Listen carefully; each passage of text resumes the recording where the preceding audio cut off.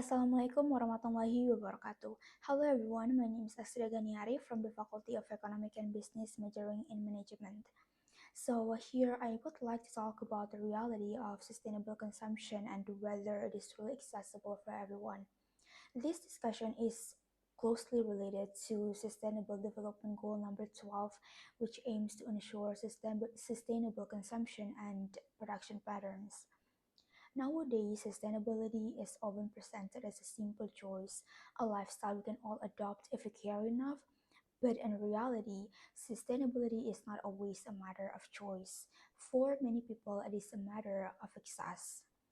To address this challenge, we often hear about the concept of circular economy, an approach that aims to design out ways to keep product in use and regenerate natural systems.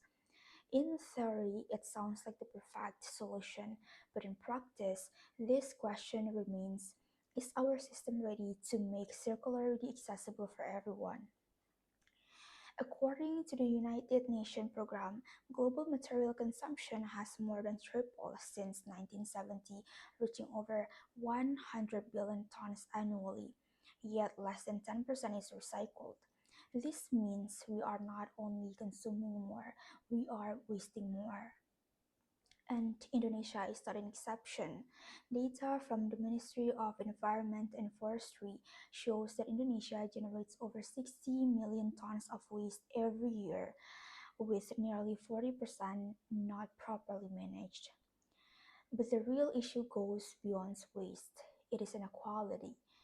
However, the transition to a circular economy is not only a technical issue, it is a social and economic one, because sustainability choices often come with higher cost.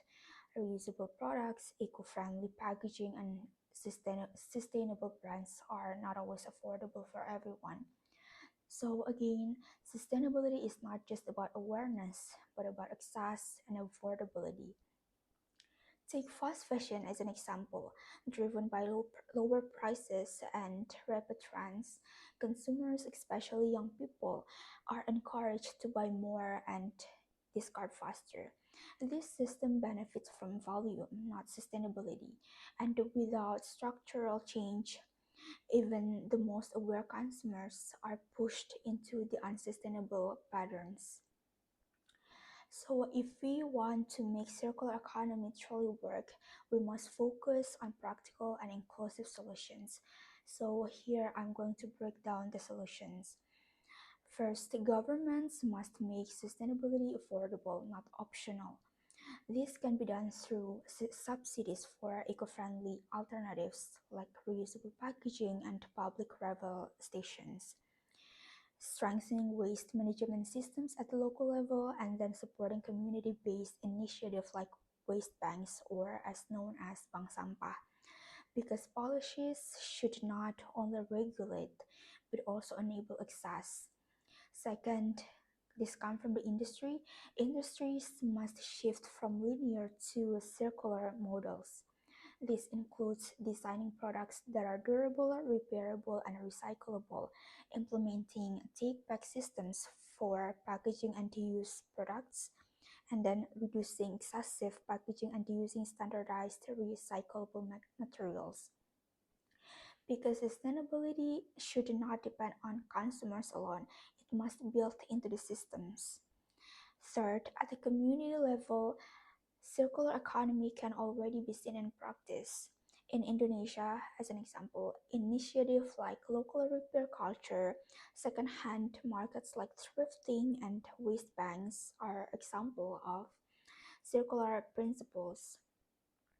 These practices should be strengthened and scaled, not be replaced. And finally, as an individual, our role is not to be perfect, but to be conscious.